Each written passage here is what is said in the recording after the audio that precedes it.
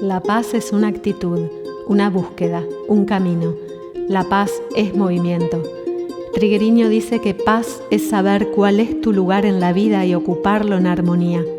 El propósito de mi podcast es profundizar en qué es la paz y cómo lograrla para colaborar con la paz en la tierra.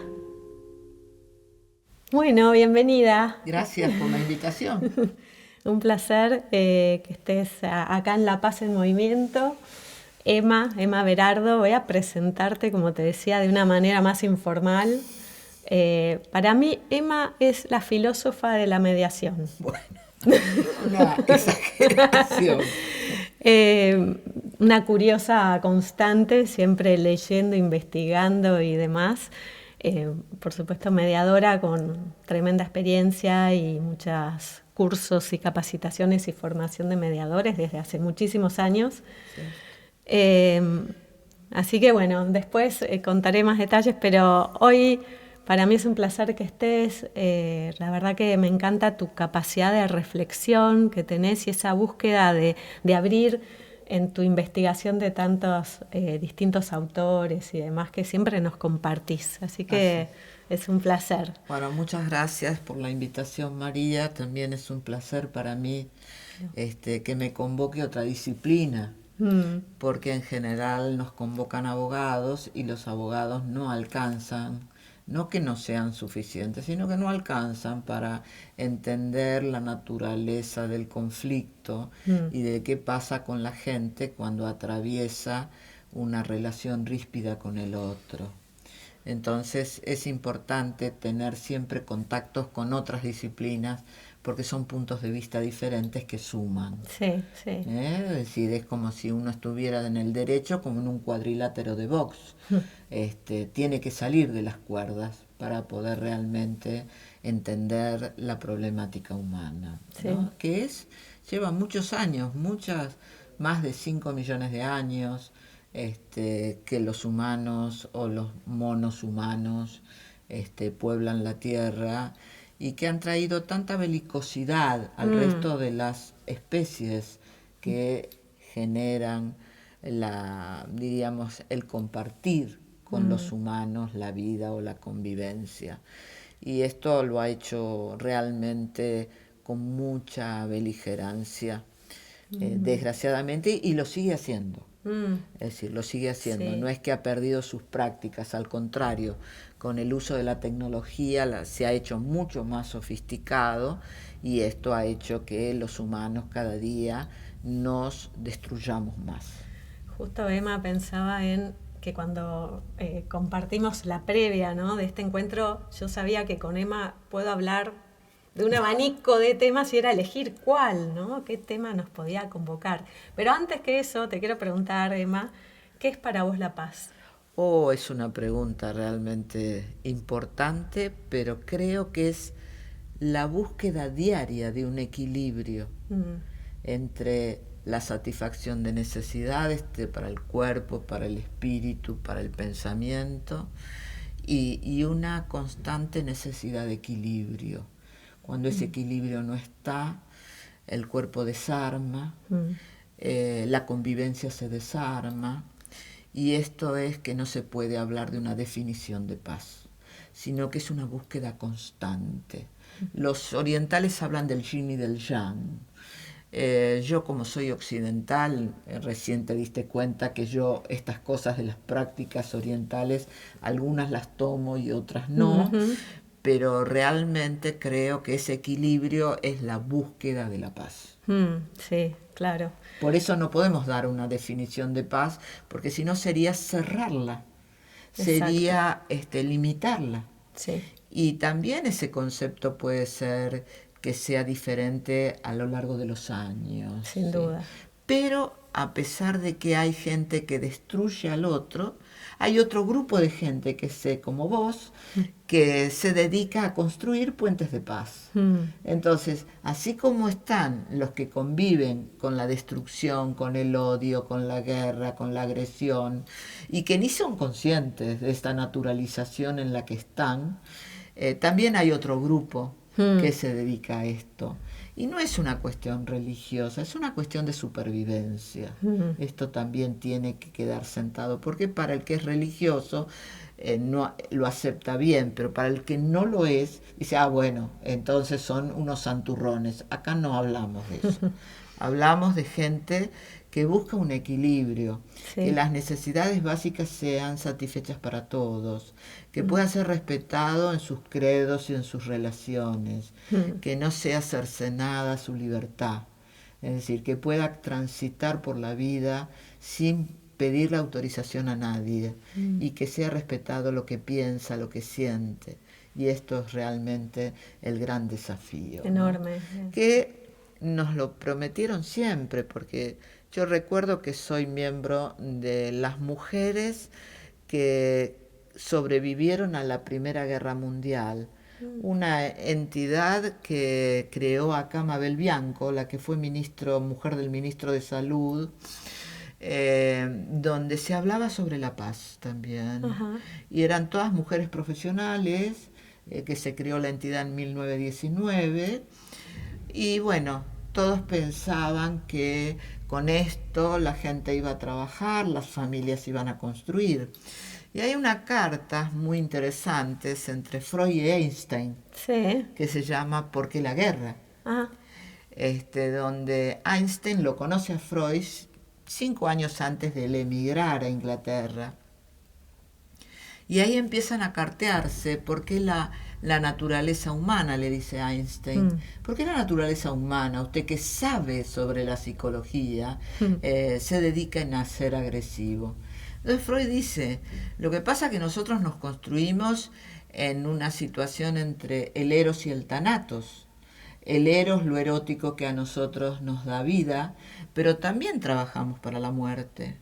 Y algunos somos conscientes y nos autodestruimos, pero otros salimos a la afuera y ponemos venganza, enojo, agresión, etc. Y ahí aparece la guerra.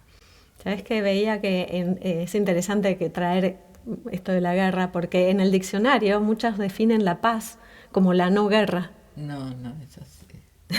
No. Entonces, no sé si no es así. Yo creo que yo respeto el que es dice como acotado eso. esa definición. Quizás es ¿no? una forma más sintética de decirlo, ¿no? Pero creo que es una búsqueda diaria.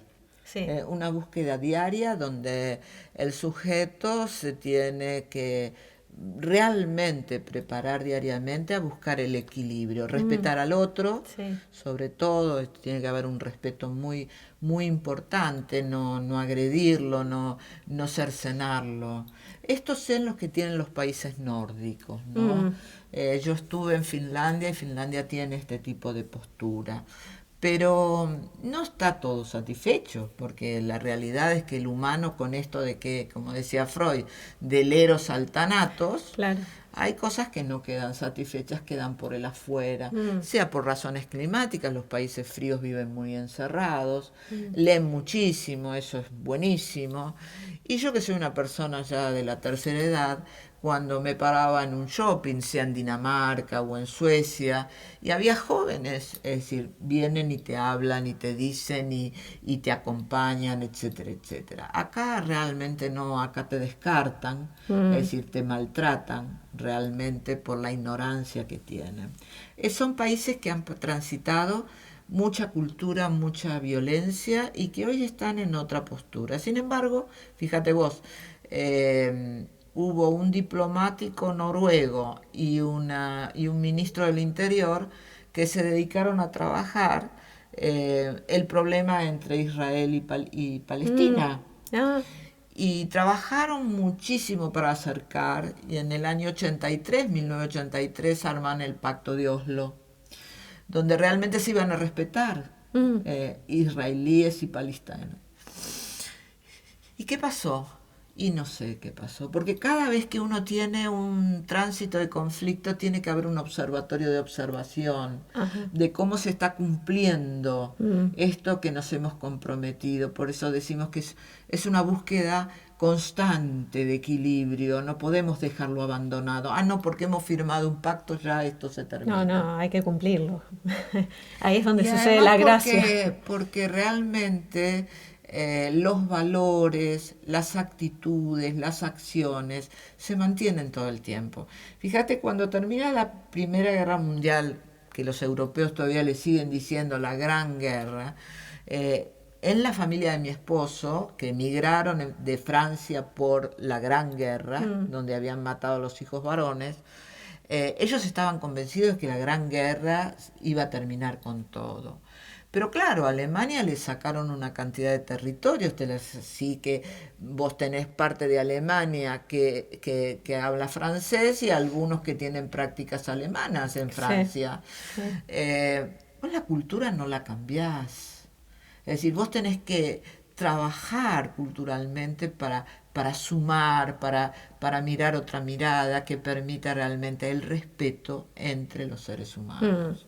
Y esto es lo que realmente hizo, apoyado, por supuesto, en su delirio y en su locura, porque Hitler era un señor muy perturbado.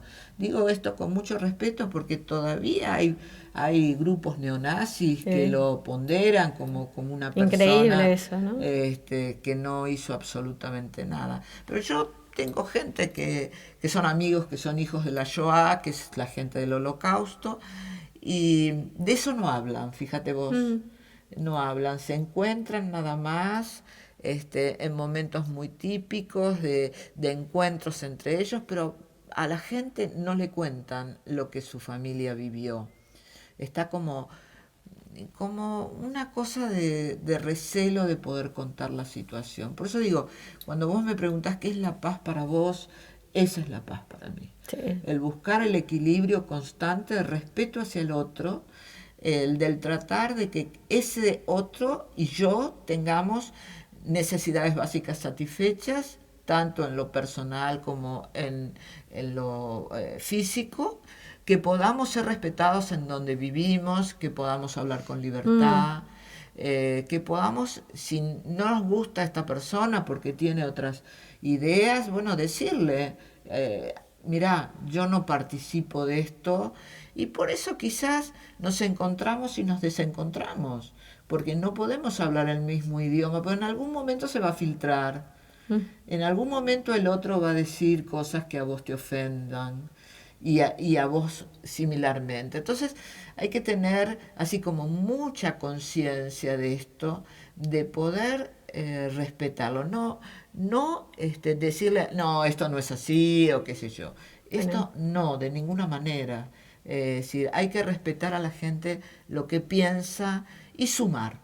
Y sumar. Bueno, esa es la gracia del respeto, ¿no? Claro. Donde nos podemos respetar lo que puedo comprenderte, no necesariamente compartir. Exacto. Y podemos compartir una conversación, compartir una reunión y demás. Y creo que también de las diferencias nos nutrimos, ¿no? Totalmente, totalmente. Pero bueno, necesitamos, el mundo está muy polarizado y traías, por ejemplo, este tema de Israel-Palestina. Creo que hoy en día, sin duda, el mundo está sumamente polarizado, en que hay que estar como en una línea o en otra, ¿no?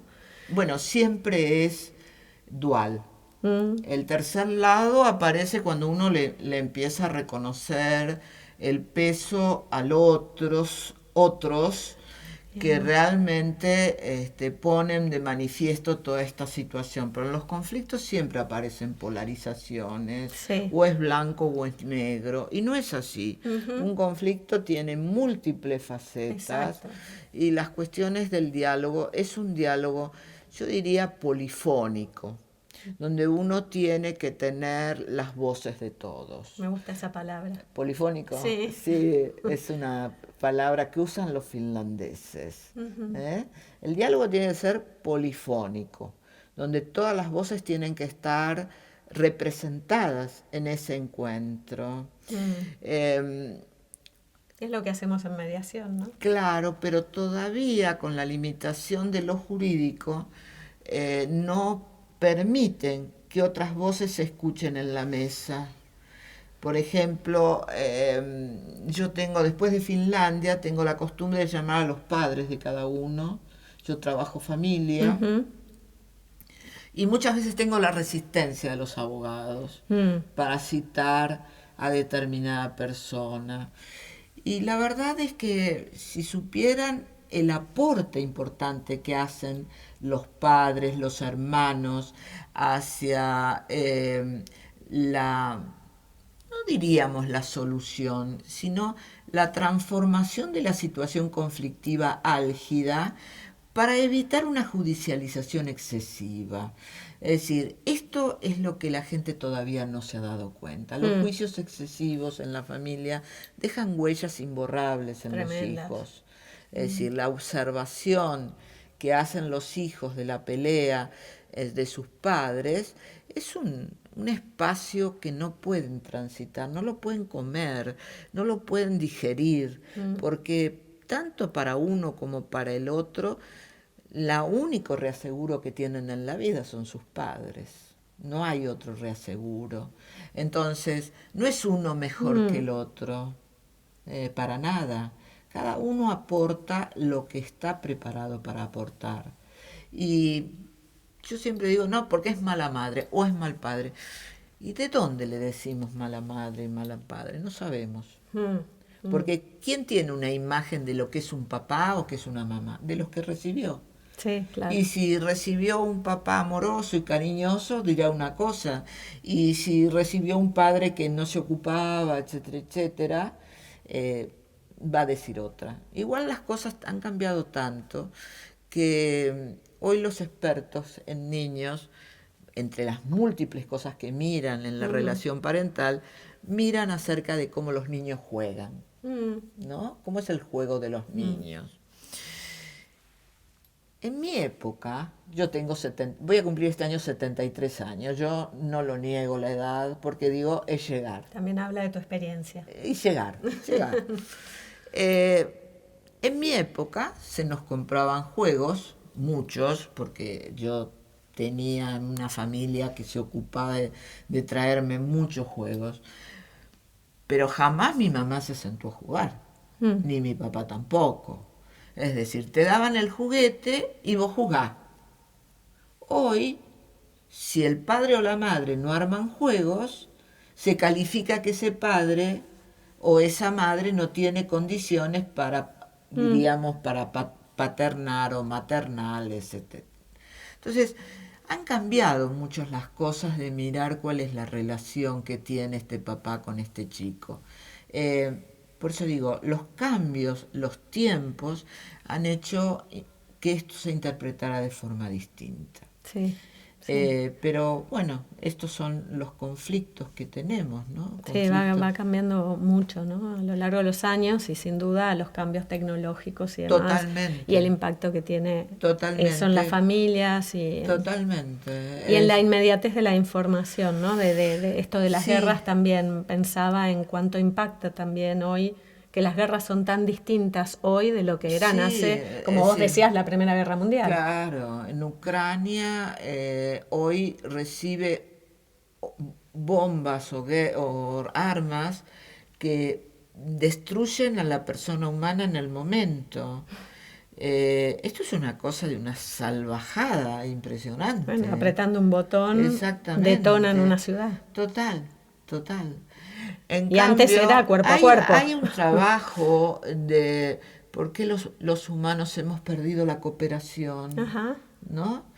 Un señor que es un estudioso de la Universidad de Alberta. Canadá tiene, no tanto lo deben tener, pero yo fui solamente a Finlandia en la universidad, pero lo deben tener todas.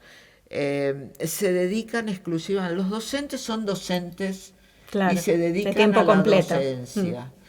Y te lo dicen directamente, mire, usted pagó una actividad, yo tengo como docente que darle todo lo que yo sé, y si no lo sé tengo que averiguar la fuente para que usted lo resuelva. Y en Alberta fíjate que ahí trabaja la que fue parte de la teoría de comunicación humana, ahí trabaja ella. Y trabaja en microcomunicación. Y en la comunicación vos te das cuenta realmente cómo estos profesionales están estudiando acerca de por qué la raza humana perdió la cooperación. Y llegaron después de un montón de investigaciones a tener una reflexión, que en la medida en que el humano desarrolle armas más sofisticadas, menos cooperación va a haber entre nosotros. Qué interesante esa relación. Exactamente, menos cooperación entre nosotros. Porque en la medida en que vos matés al bulto, vos no sabés qué es lo que hay abajo. Vos tirás el arma, vos tirás las armas, pero ¿qué destruye abajo? No sos consciente de eso. En cambio, en la Primera Guerra Mundial, el tiempo de la espera entre un ataque y el otro, que se hacían como guerras de trincheras, hacía que respetaran el correo para los alemanes, el té para los ingleses. Entonces en ese momento no había ataques. Hoy no, hoy es en cualquier horario, en cualquier forma, de cualquier manera, y si te puedo dañar más porque muestro teóricamente mi poder. Porque si yo analizara los bienes que hay en un conflicto y por qué la gente tiene un conflicto y qué está buscando. Algunos solamente el poder, porque no necesitan el dinero, pero el poder no es parte de las necesidades básicas humanas. Las necesidades básicas humanas, Maslow lo determinó, no está el poder. Son las fisiológicas. Exactamente, son fisiológicas, de reconocimiento, de pertenencia a un lugar donde estás. De un techo, alimento. Exactamente, entonces no está el poder ahí. No. El poder es algo que está en la idiosincrasia de la persona, en donde, porque yo diría, no quiero nombres y apellidos, pero hay varios ejemplos. El imperio no necesita comer. No. Sin embargo, se ha metido en cuanto conflicto bélico existe en el mundo. Sí. Y aunque dicen que no, subrepticiamente envían armas. Entonces, que no es que dicen que no para el afuera, pero las actitudes de a dónde compran las armas están igual. Entonces, realmente han desarrollado, han puesto el conocimiento, y esto lo dice Einstein, y también lo dice el que armó la bomba de Hiroshima y Nagasaki, ¿no? Dice, me arrepiento de haber construido un artefacto que en un día y en unas horas termina con la raza humana. Wow. Entonces, es un tema para seguirlo pensando, reflexionando y no abandonarlo, porque realmente ya lo vemos. 83 firmaron Pacto de Oslo. ¿Qué pasó? En octubre del 2024 bombardearon en un recital. Entonces quiere decir que hay como valores, porque estas conductas que son actitudes, y las actitudes, como decía Gandhi, se convierten en valores, y los valores se imponen básicamente en la cabeza y en el sentir de la gente, no lo podés abandonar. No confirmar un contrato habilita eso, porque lo que vemos es con lo que decía, mira, cuando estuvo Raquel Munt de directora, que vos la conocés, en el Ministerio de Justicia, en la Dirección de Mediación. Exactamente. Teníamos mucho trato con la Oficina de las Relaciones Exteriores, el Ministerio, y tenía mucho trato con las cuestiones de mujeres. Y vino a dar una conferencia la que era ministra de Seguridad de Suecia. Uh-huh. Y no hay mujeres en los hombres blancos. Son los que firman las paces, que se visten de blanco y firman la paz, como Colombia, por ejemplo. Vos viste que había una cantidad de hombres vestidos de blanco. Sí, bueno, sí. Eso significa que van a firmar la paz. Sí. ¿Correcto? Okay. No hay mujeres. Entonces ellos estaban trabajando para incorporar una mujer a este grupo de hombres que va por el mundo cuando se logra el tratado de paz, suscriben esta situación. Y esto es importante porque se ponen fundamentalmente, decía ella, de blanco para firmar, pero nadie continúa viendo cómo es la aplicación, cuáles son las conductas, cuál es esto, cuál es lo otro. Y si uno va a Colombia en este momento, dejemos el Caribe colombiano, que también es Disney World, dejarlo afuera, pero trabajemos hacia adentro, donde va la gente común. Hay gente que todavía no conoce determinado territorio de Colombia porque estaba tomado por los narcos y entonces no iban a las zonas prohibidas. Yo pregunto, ¿cuándo esto vuelve a estallar? Porque las condiciones de necesidades básicas para el resto del pueblo, las condiciones de los medicamentos para las personas, esto está resuelto para que no vuelva la violencia a aflorar. Entonces, hay muchos focos de violencia hoy en día, abiertos en todo el mundo. En todo el mundo. Entonces, esto es lo importante. No es firmar un tratado, que sí es muy bueno, etcétera, sino realmente que sea algo controlado, que los humanos consentamos de que esto se está cumpliendo, para que no haya, porque eso es una falta de respeto, una violencia, que no tengan los medicamentos, es una violencia que no tengan necesidades básicas insatisfechas. ¿Cómo haces? Había una película, me acuerdo, una película muy interesante, que creo que trabajaba Brad Pitt, y ella, la que era la esposa de Brad Pitt, Angelina Jolie, donde gente adinerada que se cansa de los turismos tradicionales, van por el mundo, es decir, revisando Afganistán, todos estos países que están desolados por las cuestiones de la guerra. Y ella recibe un balazo, ¿no? La película muestra cómo recibe el balazo. Bueno, y él desesperado, porque no había medicamentos a donde iban, no había una atención médica que le pudieran resolver. Creo que es Babel la que decís, la película, ¿no? Sí, tremendo, sí. Bueno, pero esto puede pasar, esto pasa. Sí. Esto pasa. Es decir, entonces, por eso digo, hay un grupo de gente que sigue pensando en la guerra y hay otro grupo de gente, como nosotros, que estamos siempre pensando en no ofender al otro, en darle su espacio, en poder cultivarse y poder aprender del otro en sus culturas.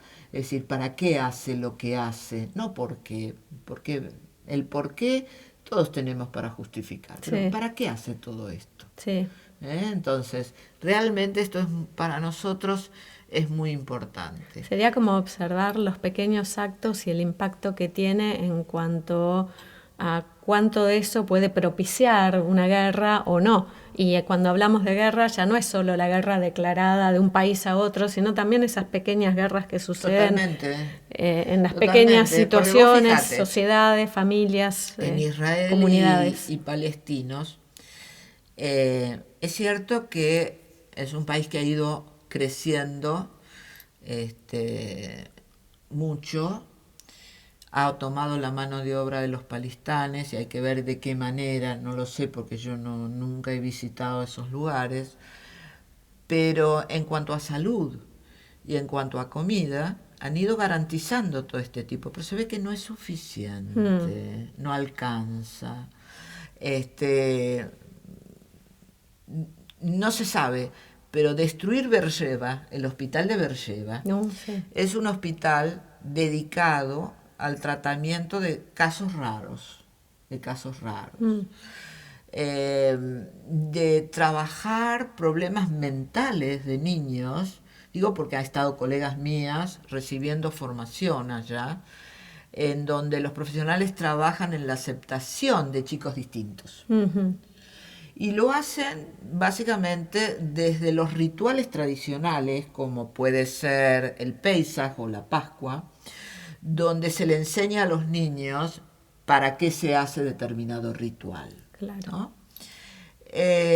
Y la verdad es que lo empiezan a hacer con chicos que son autistas, porque para el judío ortodoxo ese niño está descartado, porque no tiene condiciones para trabajar la Torá. Entonces, en Beersheba, te digo porque fue Irene Zimmerman, que la invitaron especialmente y vino encantada con los planes de formación para el discapacitado. Entonces, eso destruyeron. Sí, eso es increíble, Entonces, porque es un daño que no es al país, es a la humanidad. Es a la humanidad, exactamente. ¿No? Exactamente. En cualquier caso que sucede un daño a determinados centros, sea del país que sea, no pasa por el país, sino pasa por es así. Lo que eso significa. Así que yo creo que el conflicto, que es parte de la vida cotidiana, es necesario, produce cambios, produce avance. Ya lo decía Kant, la evolución que trae el conflicto y que es digamos, es innato para el humano. Exactamente. Eso, básicamente, tenemos que tener este tercer lado importante que nos permita manejarlo, que nos permita estar conviviendo y siendo custodio de que no se vayan de la línea. Esto es lo que yo pienso. Sí. Por eso te diría que hablar de paz es todo esto. Bueno, es que creo que se han firmado a lo largo de los años muchos tratados de paz, sí. Y como vos decís, digamos, la cuestión sucede en el respeto y cuando el tratado de paz empieza a cumplirse, a respetarse, se instala, ¿no? Y se respeta. Exactamente. El punto es que muchas veces queda como una mera declaración. Exactamente, es eso, es eso. Y o se viola inmediatamente y entonces... No tiene sentido. Entonces, el cómo de todo esto, porque el lenguaje tiene... el conflicto está en el lenguaje, no está en otro lado. Es decir, a la gente no la excluís con lo que le decís, sino con tu actitud gestual que hace que se incorpore o que sea rechazado. Entonces, realmente, si vos esto no lo trabajás, es imposible que las cosas cambien. Y los niños tienen que ser realmente formados para que desde abajo de la sociedad se pueda tener un cambio. Hace muchos años, cuando yo enseñaba en el gobierno de la ciudad mediación en la escuela, yo tenía un programa que había traído de Estados Unidos, donde el docente se prepara para trabajar él como docente a los niños. Y me vino una señora que estaba cansada, ya estaba para jubilarse en su escuela primaria, y mal, se había enfermado porque todas estas cuestiones del trabajo y lo que hacen en los trabajos, que te sacan del lugar, o etcétera, etcétera, las cosas que hacen los humanos para otros humanos. Claro. Ella vino y dice, mira, yo vengo a tomar el curso, pero no sé si me va a servir. Bueno, empezamos a trabajar como trabajé siempre, y en un momento me dijo, mira, esto me está viniendo bien, y la verdad es que en el colegio me ofrecieron pasarme a un aula sumamente conflictiva, donde tengo chicos excluidos, donde tengo chicos que no van ni para atrás ni para adelante en la capacitación, y me ofrecieron, Orit se llamaba en hebreo, Orit. Dice, yo quiero armar un plan para este grado, para que me ayudes vos, de afuera, vos no vas a venir, pero para que me ayudes, y vemos qué sale de todo esto. Bueno, así fue. Nos encontrábamos acá en el Tolón, una vez al mes, y ella me contaba los avances que había tenido. Lo primero que había instalado es que en la semana había un lugar de buzón de conflictos, donde los chicos escribían los conflictos de la semana, que había tenido, que esto, que el otro. O sea, que los invitaba a poder identificar los conflictos. Exactamente. Y cada uno lo redactaba a su manera. Exactamente. Entonces el docente se tomaba el trabajo de abrir una vez por semana este buzón y seleccionaba los que más reiteración tenían. Claro. Y esos eran los que se trabajaba los días viernes. Y trabajaban todos los docentes que tenían los chicos, el de inglés, el de estudio hebreo y el de castellano.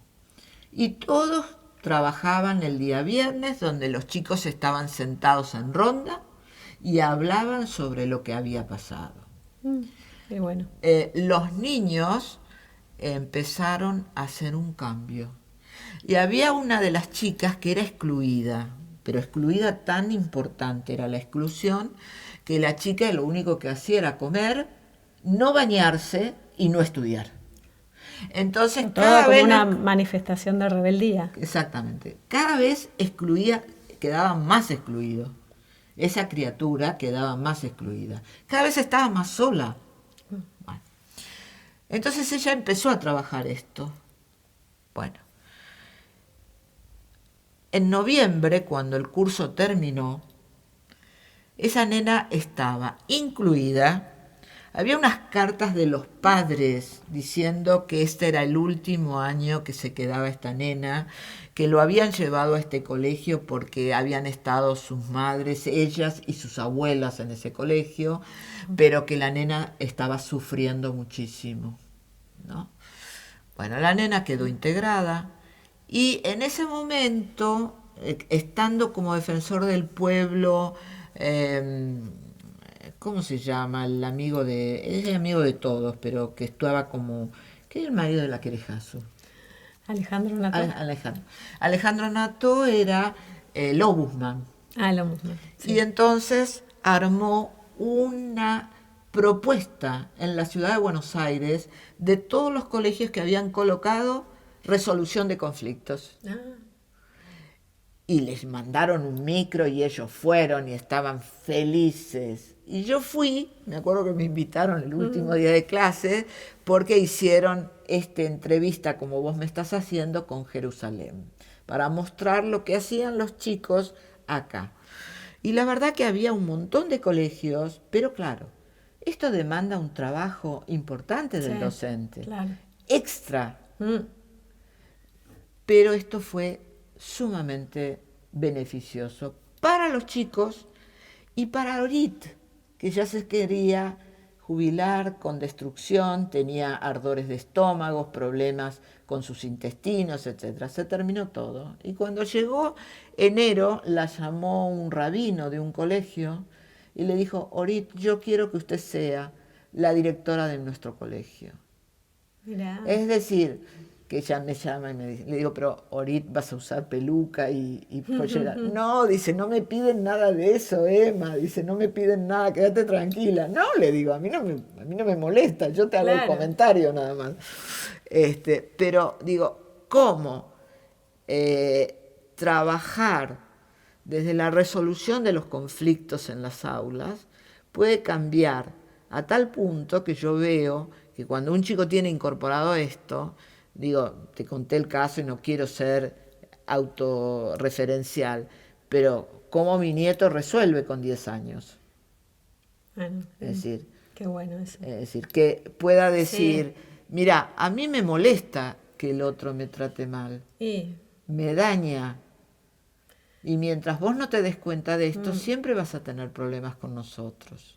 Es que no nos enseñan a colaborar, no nos enseñan a cooperar ni a resolver conflictos. Es algo que evidentemente más bien lo contrario, nos enseñan mucho a competir y necesitamos aprender. Es así, es un aprendizaje porque lo hemos perdido. Exactamente. Lo hemos perdido. Justo te quería preguntar, Emma, dado tu experiencia y cómo buscás e investigás, ¿pensás que la naturaleza humana es belicosa? Sí, es caníbal. Es caníbal. Es decir, eso lo hemos ido perdiendo con la cultura, pero es caníbal. Ahora me están por traer un libro que se llama Caníbales y Reyes, de un antropólogo estructuralista que se llama Harris. No sé, después de la feria judicial te cuento. Te voy a tener que volver a invitar. Para ver cómo nos va. Es decir, yo ya había leído el tratado de él, de Harris, como antropólogo, porque todos hablan de Lévi-Strauss, pero hay un montón de antropólogos que se dedican a pensar todo esto. Ahora, la guerra es desde que apareció el hombre en la Tierra. Totalmente. O sea, el hombre, mujer, hablamos de la especie humana, ¿no? Totalmente. Siempre era, pero en ese momento era de supervivencia. Claro. El problema es cuando las sociedades se afincaron y ahí comenzó la necesidad de la agricultura, y entonces la cantidad de territorio para cultivar se fue haciendo cada vez menor, y entonces los recursos resultan escasos para la percepción de la gente. Exacto. Y en esos recursos, por eso el conflicto es una lucha manifiesta en la interacción de dos o más personas que perciben a los objetivos como escasos y al otro como obstáculo para resolver las metas que tiene. Eso aplica a todos los conflictos que hay. Todos. Y sin duda también a estos conflictos más magnánimos donde aparece como un país contra otro. Exactamente. Y ahí vuelve algo que mencionabas antes, que es el poder. Exactamente. En definitiva, porque es eso. hay tres cosas que cuando yo me entrené hace muchos años, me dijeron, ¿por qué se pelean los niños? Por los juguetes, por el reconocimiento del afecto, por el territorio, porque necesita determinadas cosas que no tiene, ¿sí? ¿Y cómo lo resuelve? Llora, pega, muerde. Mío, dice. Todo mío, ¿eh? Sí. ¿Por qué los adultos nos peleamos? Por lo mismo. Por lo mismo. ¿Y por qué los países se resuelven, se pelean también? ¿Y cómo lo resuelve? Con la guerra. Sí. Entonces, esto hay que hacerlo jugar también, a darnos cuenta de esto. Entonces, y hay que ver qué es lo que necesita. ¿Qué necesitan de Ucrania y Rusia? ¿Solamente el territorio? ¿O los recursos naturales que ese territorio tiene? Sin duda. Entonces esto también hay que pensarlo, María. Sí, sí, creo que todas las guerras se juega Totalmente. ese poderío, sin duda la industria de las armas, que es parte de ese poder, ¿no es cierto? Bueno, el problema es cómo esto nos va impactando a nosotros como especie humana y el impacto que tiene sin duda en la Tierra. Exactamente. ¿No? Exactamente. Justo cuando veníamos en el auto dialogábamos un poco de todo este tema del cambio climático y demás, que para mí tiene también una íntima relación Totalmente. con el efecto de tanto químico Totalmente. que hay sobre la Tierra. Es así, es así. Bueno. Así que bueno. Bueno, Emma, como modo final me gustaría invitarte a, si quieres dejar algún mensaje, algo para quien nos esté escuchando, que puede ser gente querida como gente que no sabe ni quién sos. Muy bien. Y a mí me gusta que no sepan quién soy. La humildad para mí es importante. Es muy lindo. Alguien que te está conociendo. El diálogo. Porque el diálogo no es hablar. El diálogo es escuchar lo que el otro dice y sumar a lo que el otro está diciendo aunque uno no esté de acuerdo. El lenguaje tiene características tan interesantes que nos permite hacer este juego. Y cuando hablo de lenguajes no hablo del lenguaje verbal solamente, sino el lenguaje gestual, que tiene que ver, antes creían que el lenguaje gestual era universal y no. En cada país tiene sus características. Entonces, tener que poner más en palabras que en gestos las cosas, porque es mucha la proporción que le damos al gesto de la relación de las palabras. Y además, cuando yo transformo estos gestos, estas situaciones en palabras, más salud física traigo. Sí. Porque realmente cuando uno no puede hablar, no puede decir lo que siente, el mono, nuestro amigo más cercano, el chimpancé, que es el más cercano a nosotros, aunque todos tienen características de los humanos, sube y baja de los árboles sin ningún problema. Pero nosotros recibimos el impacto del maltrato y tenemos que quedarnos impertérritos e impávidos frente a la injuria del otro, porque no nos permiten salir a correr en ese momento. Y eso nos daña. Sí, sin duda hay un efecto, ¿no? Pensaba, bueno, es para otro episodio, pero el tema del trauma como consecuencia, como corolario de toda la guerra, ¿no? ¡Oh! Tremendo. En estos pueblos que están padeciendo guerra hace tanto tiempo. Totalmente. Bueno, sí. las huellas son dramáticas. Los niños sufren tremendamente.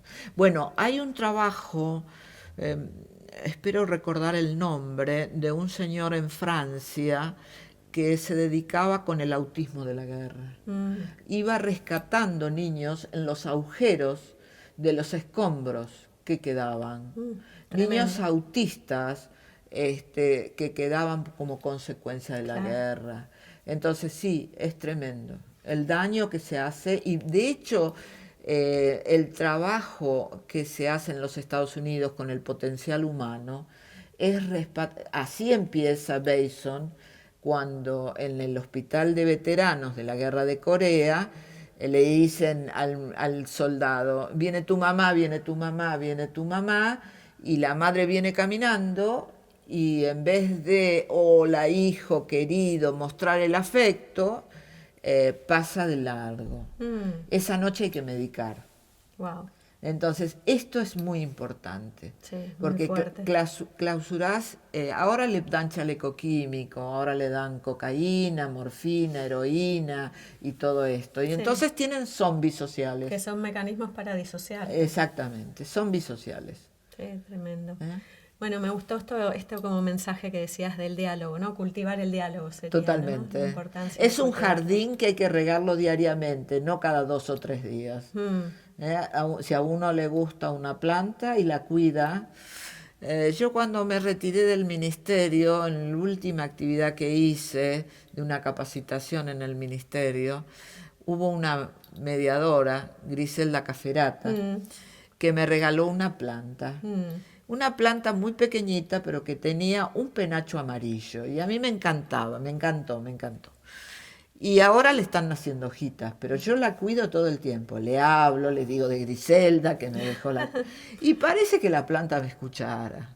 Qué lindo. Esto es un perspectivismo amerindio, poder encontrar la relación que tenemos con todos los individuos de la tierra. Así como la tenemos con un perro, la tenemos con una planta, la tenemos con... hay algo que hacen en internet que yo veo, que es un chico que ha adoptado una vaca, una cabra y no sé qué otra cosa. Está en un lugar de Bahía Blanca, cerca de Bahía Blanca, y aparece el muchacho con estas actividades. Yo digo, ¿cómo puede ser una vaca? Porque la vaca en general, yo te digo, mi amiga tiene campos en Vega y tiene vacas, y la vaca lo único que hace es comer y mugir, nada más, no parece que no hiciera otra cosa. Sin embargo, el pibe desde el afecto le dice María a la vaca. María, María. Y la vaca viene y se mete dentro de la casa y qué sé yo. Bueno, por eso digo... La domesticó. Exactamente. Es decir, que el humano puede tener relaciones con todo. Y esto decían los indios. Los indios acá. Acá hay antropólogos en Brasil, uno es Viveiro de Castro, que habla sobre la perspectiva amerindia. Es la relación que vos tenés con todos los seres animados e inanimados, claro, para que vos puedas construir tu propia humanidad. Me encantó.